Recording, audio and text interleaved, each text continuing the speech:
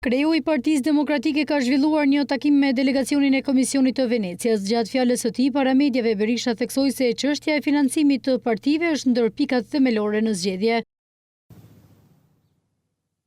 Me fakte, provuam se në këto zgjedhje, në rrafshin e financimit nga parat e buxhetit, diferenca midis dy partive kryesore, Partisë Opozitës, Partisë Demokratike dhe Partisë në qeveri, ka qenë minimumi 700 gjerë në 1000 herë. Diferenca e financimit me parat e buxhetit midis dy forcave kryesore politike shkon nga 700 në 1000 herë.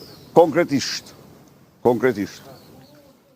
Duke mos llogaritur, duke përjashtuar totalisht atë çka ligji përcakton për financimin e këtyre partive.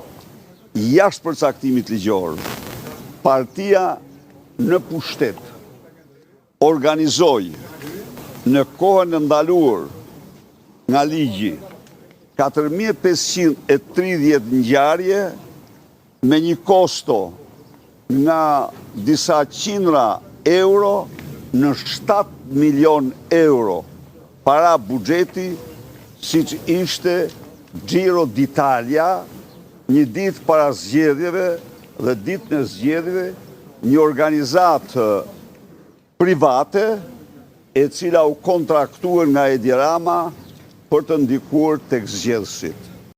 Kryedemokrati Sali Berisha akuzoi më tej ish-ministrën, tashmë deputete zonin Olta Gjashka, si një mëkatare të jashtëzakonshme. Olta Gjashka është një mëkatare jashtëzakonshme në vetvete, u shpreh Berisha. Mes të tjerash, kreu i demokratëve tha se patronazhistët ishin personazhe i rryer në raportin e Ibar.